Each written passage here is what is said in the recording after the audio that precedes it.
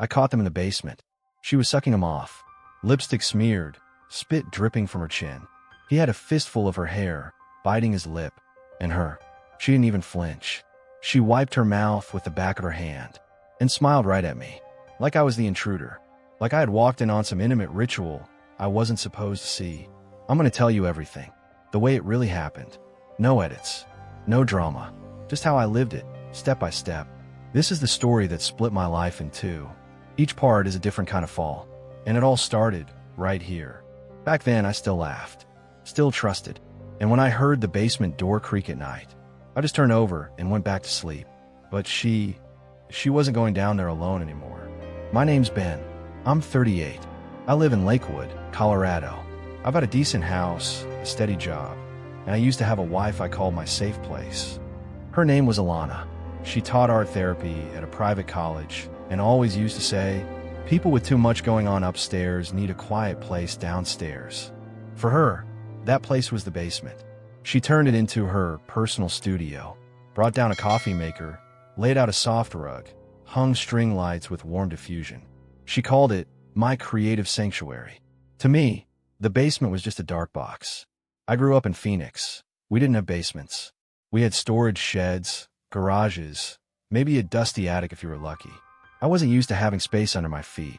Literally. Even in this house, here in Colorado, I just avoided it. Not because I was scared, no. Just something about that door made me tighten up inside. When we first moved in, I even joked, "Take it. You can have the whole thing. I'll just live my life upstairs." And she did. She took it. All of it. At first, she'd go down for an hour. Then 3. Then whole nights started disappearing. I'd wake up at 3 a.m. to the sound of the floor creaking, her going downstairs, closing the door behind her, and not coming back till dawn. She'd smile like nothing happened. Say, I got lost in the music. And I'd laugh. I'd say, you're in the groove, baby. I didn't ask questions. Because in my head, everything was fine. We didn't fight.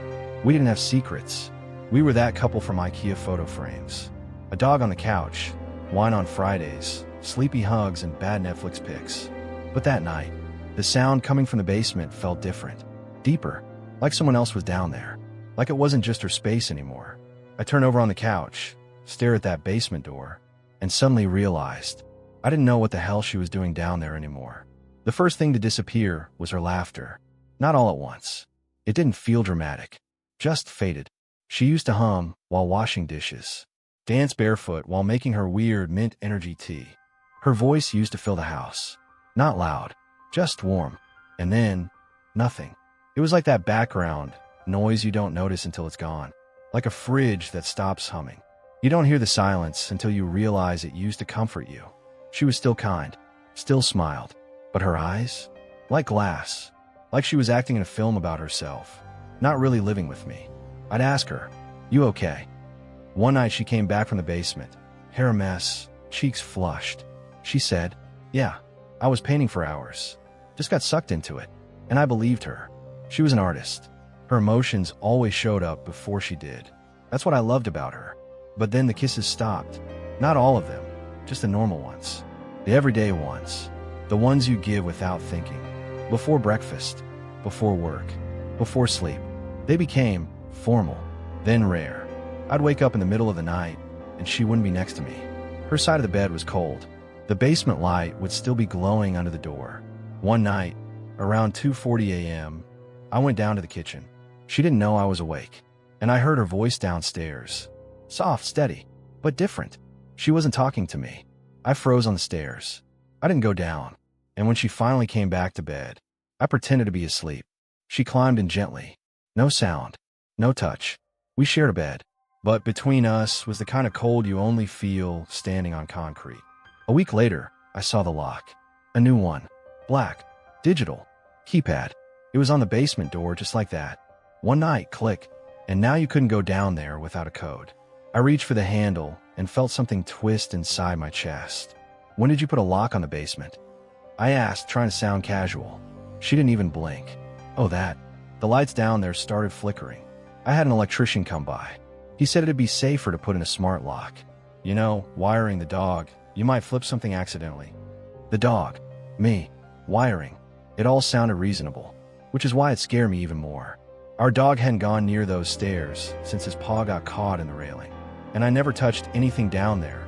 Hell, I'd carry the vacuum like I was delivering a grenade. I nodded. I smiled, but my brain was already hitting rewind. Then came the cup, a black one, not from our set. It said grind, repeat, rise. She said it was a gift from her students. I didn't believe her. And then the shirt, a man's shirt, athletic, some music festival logo from Utah. She said it was from a charity sale. Maybe it was. But do charity shirts smell like cologne that's never lived in your house? There was that sound again. I don't know how to explain it. Like a muffled click or the scrape of a metal chair being pushed back. It came from the basement, late at night, when I thought she was asleep. But she wasn't. She started going down later and later, after I passed out. So I stopped sleeping. I started listening, standing barefoot on the stairs, memorizing every sound, every whisper, every breath. And every time, I went back to bed, said nothing, did nothing, because back then, I still told myself, maybe it really is just her space. Maybe I'm just jealous of the air she breathes. That's the thing about suspicion. It rots you from the inside, while on the outside you look normal. You smile, you make breakfast, you ask about her day, you talk about shows to binge together. But deep down, you're calculating. Who? Where? When? Why? I caught myself timing how long it took her to answer a simple question. Were you working on anything downstairs today? Yeah, a little. I'm playing with a new theme. 3 seconds pause. Eyes drop. Fingers grip the coffee cup. I saw it. Felt it. But I didn't react. Because there was still a part of me hoping. Maybe I'm just imagining things. I started reading articles about emotional detachment signs. Took quizzes. Scored 17 out of 20. Then another one. How to tell if your partner is hiding something. 9 out of 10. Instead of watching our usual shows, I was Googling. Can you connect a hidden camera to a thermostat? At night, I'd lie on my back staring at the ceiling, thinking about how pathetic I must look from the outside. A man too scared of the truth. Because he still loves the lie. I tried talking to her directly. Every time, it ended the same way. I feel like you've been distant lately. You're overthinking. I'm just tired. Everything's fine. Tired. That was her favorite word lately. Tired of people. Tired of noise. Tired of me. I started wondering if she even wanted me to touch her anymore. I'd reach for her. She'd flinch. I'd joke. She'd check her phone. I'd hug her. She'd slide out of my arms like water through my fingers. But the worst part, I kept convincing myself, this isn't cheating. She just burnt out. It's a phase. It's not about me. And yet, I couldn't sleep. Not because of her. Because I was terrified of hearing one more sound from that basement. Cheating doesn't start with a kiss. It starts with silence. A lemon wedge in a glass that's not yours. A scent of cologne that never belonged to you. A security camera she put up because of the cat. The code had changed. I found out by accident. Pretended to spill some water in the hallway near the basement door. And crouched down just in time to hear her punch it in. It used to be 1010. Simple. Symbolic. She picked it herself. October 10th, the day we moved in together. Remember? Now it was 6 digits. She entered them fast, muscle memory. That minute had been a while. I stood there, wiping an imaginary puddle, listening to the quiet beep-beep, the click of the lock, and the low creak of the heavy door opening. She didn't even flinch when she saw me. You spill something? She asked, not even stopping. Don't forget to wipe it up. I've got a call right now. And just like that, she disappeared downstairs. No. Want to come see what I'm working on? No. I'll show you later. That basement had become another world. And she became someone else down there. I had no connection to it anymore. No right to even ask. And the worst part, it felt like I had agreed to it. I started walking past that door more often, pretending I was just headed to the laundry room. Just came home from work. Just looking for my charger. Just passing by. But every single time, my eyes locked on the keypad. Sometimes I swear, even the dog avoided it. He'd sniff the air near the door, then back away with his tail low and ears flat, like whatever was behind it didn't belong in this house. One time I just stood there, right in front of it, not moving, just listening. It was quiet, but not nobody's there quiet. It was before the storm quiet, the kind of silence that tightens the air like a wire. You can't hear anything, but your body knows something's there. Eventually, she started locking the door, even during the day. Even when I was home, she used to leave it wide open, like it wasn't a secret. Now, it was a border, a wall, a do not enter zone. I still try to play it cool. Jokes, coffee, movies. But I wasn't watching the show anymore. I was watching her. The way she sat on the couch. How she held her mug. How she looked away. Like she didn't want to meet my eyes for too long. I had become an audience to a performance. She'd been rehearsing without me. And the most disgusting part, I kept smiling. Because I was afraid to ruin her act. Evidence doesn't always scream. Sometimes it just sits there. Like crumbs from someone else's breakfast. There was a glass on the sink. Plain. Clear. Inside, a slice of lemon. She never drank lemon water. Used to joke it was some desperate housewife detox panic. I asked, trying something new? She didn't even look up. Yeah, for my skin. Don't laugh.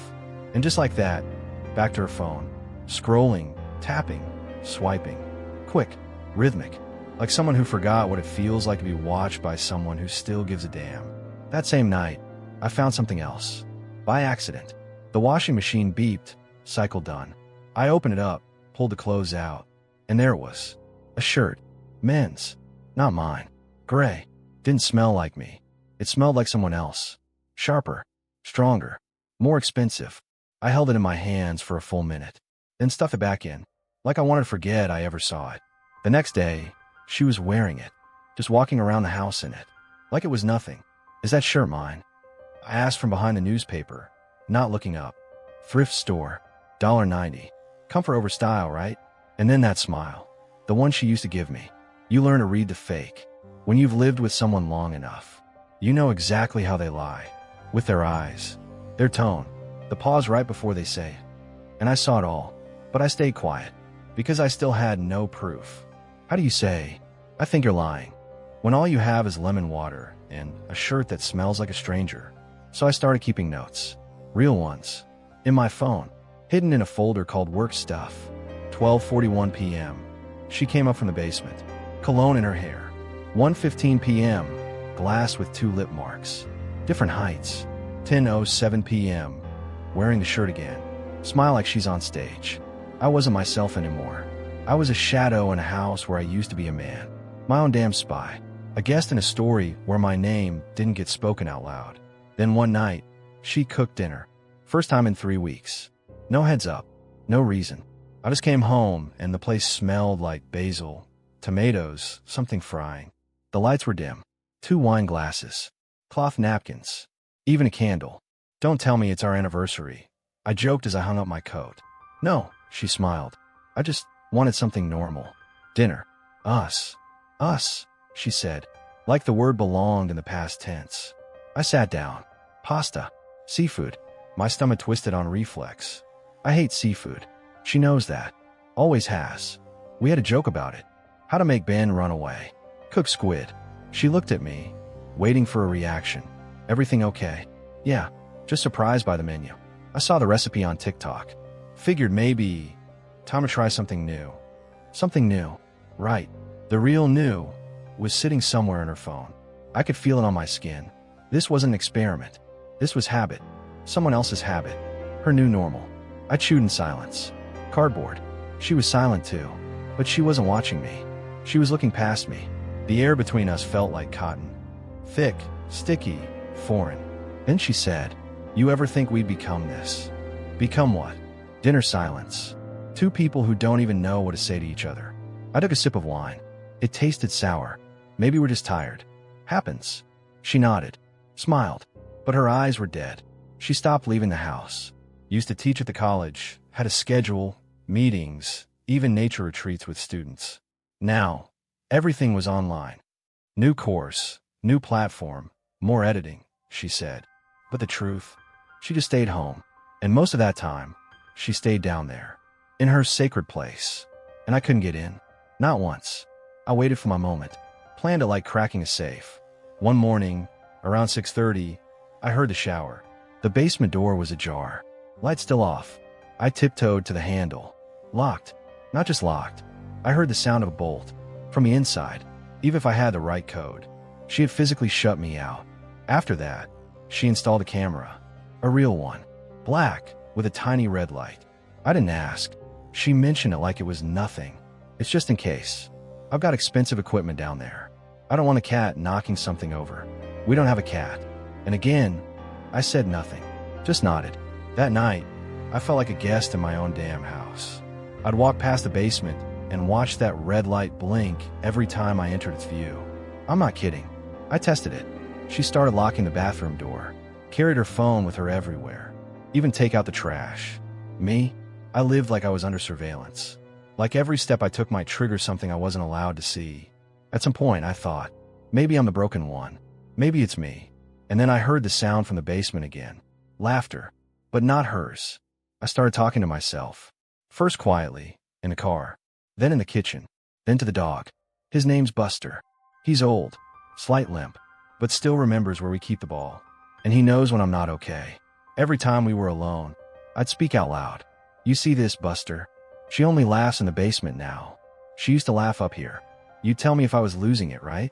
He'd just wag his tail, and I'd thank him, because he was the only one who didn't pretend everything was fine. I stopped trusting my own eyes, my hearing, my instincts. So I started writing it all down. Not for the cops, not for court, for me. Because I was terrified that, over time, I convinced myself it was all a dream. 2:17 a.m. Her voice. Male. Quiet. Not mine. 9:42 a.m. Glass on the counter again. Not from our set. Clean, but in the wrong cabinet. 6:08 p.m. New perfume. The kind she only wore when she went on those Seattle retreats. I call my friend Joe. Old college buddy. He listened, then said, Bro, either you're spiraling, or she's straight up playing you. But it sounds like she's just burned out. Don't overreact. Don't do something you'll regret. I thanked him and hung up. Because the worst part isn't loneliness.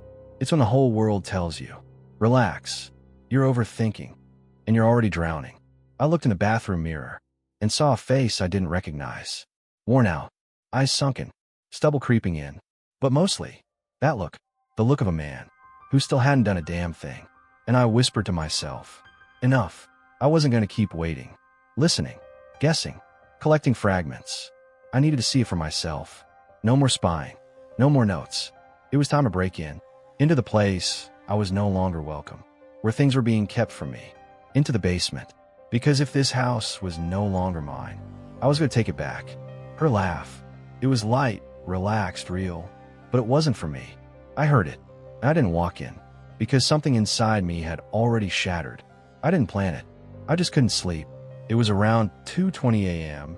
and I heard her going downstairs again. Quiet, careful, no hallway light. I got up, barefoot, walked to the door, and listened. It wasn't silent behind it. There was a muffled whisper, then a man's voice. Clear, calm, deep. Then, her laughter, the kind I hadn't heard in 6 months. Light, alive. And then, a sound I couldn't mistake. A belt. My body froze. I stood there in the dark, barefoot, in the same t-shirt I'd worn for 2 days, staring at the door like it was a coffin. Behind it, life was continuing without me. I didn't breathe, didn't think. I just listened. Her voice, soft, gentle, relaxed. She hadn't spoken to me like that in months. Even on good days, her tone was tired, tight. Now, she was laughing, teasing, whispering things like, you forgot again, and you're such an idiot. And him. He laughed quiet, steady, confident. Too confident. He wasn't scared. He knew he belonged there. And me? I stood outside. Didn't even touch the doorknob. I should have turned it. Should have barged in. Seen. Said something. Ripped the mask off. But instead, I stepped back. One step. Then another. Like someone who touches a burning door but doesn't open it. Because he's terrified of seeing who's inside. I went back to bed. Slowly. Mechanically. Sat on the edge. Stared at the wall. Didn't change clothes. Just sat. For hours. My brain didn't even make pictures. Just blank. I couldn't let myself imagine what they were doing. My body reacted on its own. Heartbeat like a war drum. Palms sweating. Throat locked. And the worst part? I didn't cry. Because cry means it still hurts. And I was already empty. The next morning I made coffee. For me. Not for her. Not because I wanted to. But because my hands needed something to do. As she came up the stairs, breathing behind me, soaked t-shirt sticking her back, I remembered how she used to hug me from behind at that machine. kiss my shoulder, laugh, make mine almond milk, like the first time. Now, the first time felt like an insult, because every first with her was a lie, a bubble that popped in the middle of the night. I started hating our photos, her voice memos, her laugh and save vacation videos, her "I love you" that I once used as my alarm tone. I didn't even hate her. I hated myself for believing. My voice didn't sound like mine anymore. It was hollow, lower, like it came from underground. I tried talking to myself in the mirror. Nothing. Just stared into the eyes of a man who used to think he was a husband. A man who thought he mattered, who thought he was loved. Now, I was background noise. There's nothing worse than standing in the middle of your own home and feeling like you don't belong. Every object, not mine. Every picture on the wall, a lie. Even Buster looked at me with pity, like I was the one who let it all slip away. I started thinking it was my fault. Maybe I was boring. Maybe I was old news. Maybe she had every right to find someone else. Someone sharper, lighter, more alive. It wasn't even regret. It was erasure. I was a rain-washed outline. The next morning, I wasn't angry. I just looked at her, long, like a stranger who spent the night in my house. She was talking about her week, about a new course, about a client who wanted to change her life through art. Her voice was smooth, sweet. I said nothing, not because I didn't care, but because there was no point in answering. When you answer, you're still playing. I was done playing. She started asking, "You okay? You seem off." "I'm fine." "Are you mad?" "No." "Sure. Absolutely." I smiled. Cold. I stayed quiet. Deeply. And inside, for the first time in weeks, I was calm. Because I wasn't scared of losing her anymore. I already had. I didn't scream. Didn't demand truth. Didn't ask questions. Instead, I went to Best Buy. Bought a tiny Wi-Fi camera with night vision. Size of a flash drive.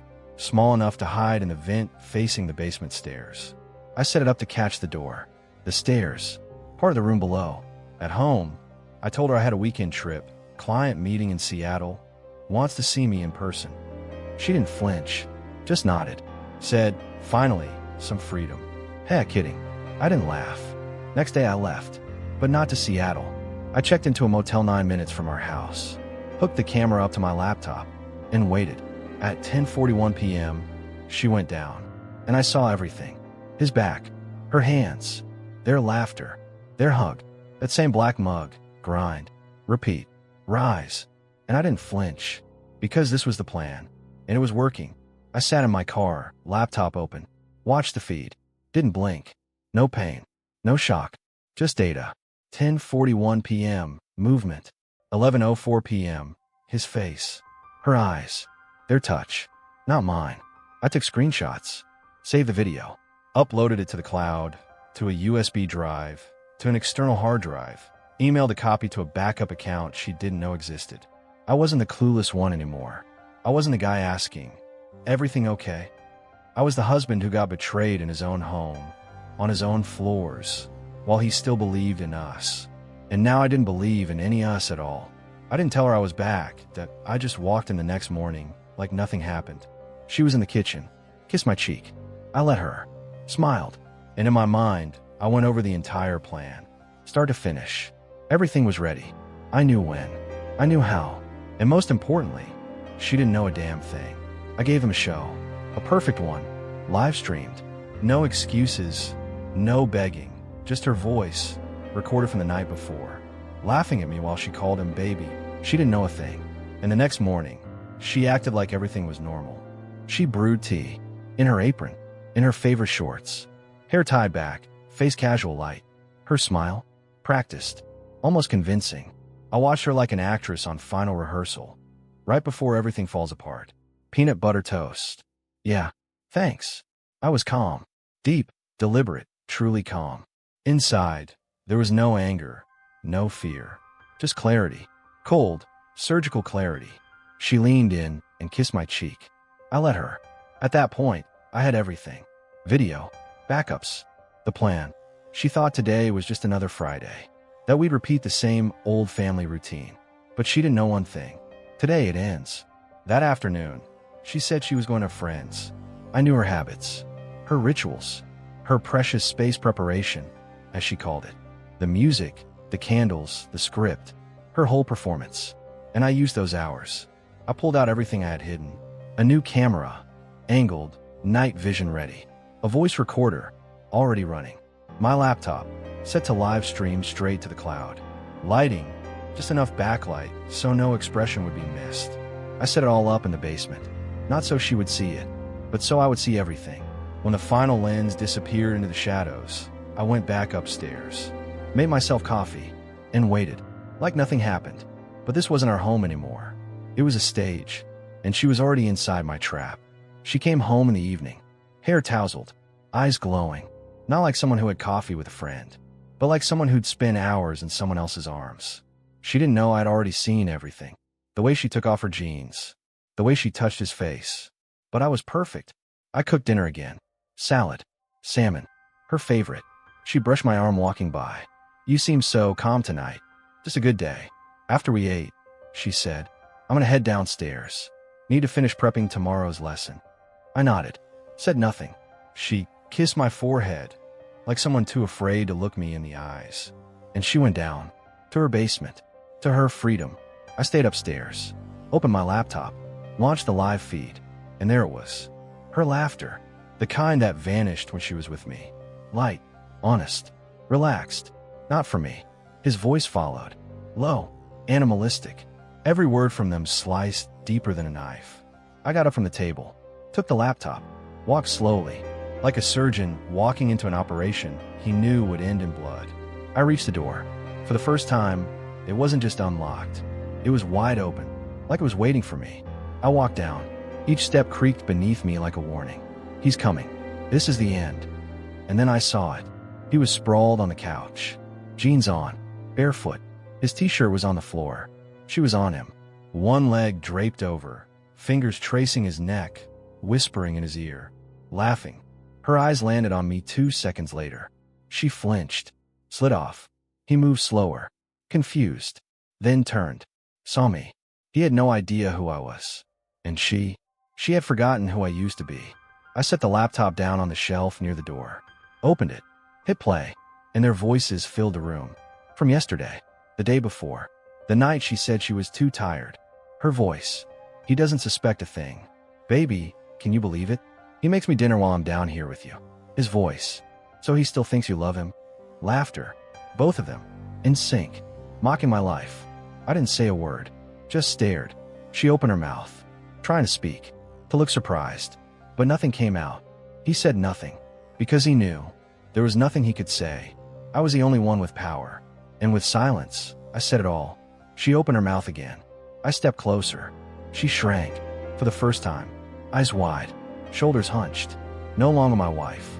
Not even a woman. Just a person caught red-handed. And this wasn't a movie. This was real. Her reality. And she controlled nothing now. Don't speak. Don't invent. Don't apologize. Shut up. Her lips trembled. But no words came. I don't know what's worse. That you let him into my house. Or that you fucking smiled while you did it. I pointed to the camera. I heard you moan.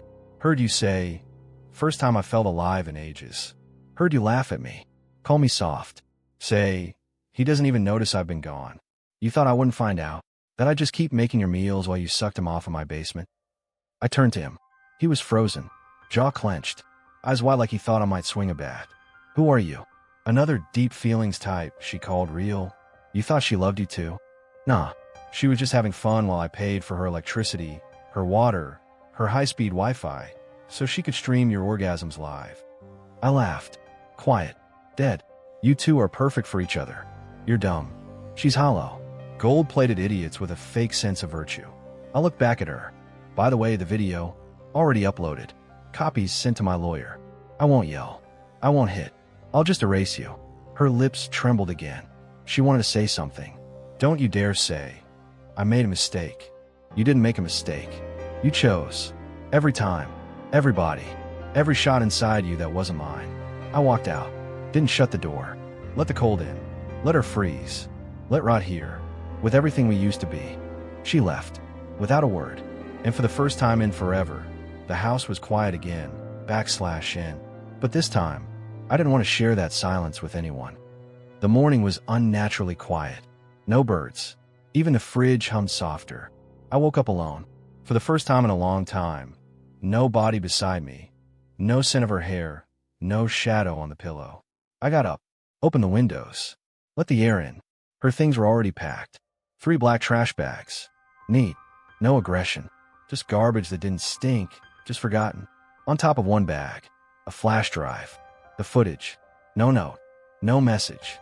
Just truth, waiting like evidence at a crime scene. She came for them that afternoon. I didn't come out. I watched from the window, standing in the shade.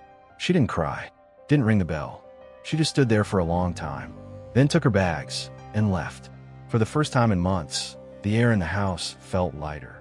And for the first time in years, I wasn't waiting for anyone to come back. The phone rang for days. Ilana's friend, her mother, one of her students, DMs, calls from unknown numbers. You really kicked her out? Did you actually record it? She says you were controlling. What did you do with the video? I didn't answer, didn't explain. The world wanted a show, a scandal, a script. Who's the victim? Who's the villain? I turned off all notifications, deleted the apps, enabled silence. I had no interest in convincing anyone, because truth isn't a story for the crowd. Truth is a stone I placed over her part of my heart and sealed it shut. I looked at myself in the mirror. Same face, but the eyes? Not mine anymore.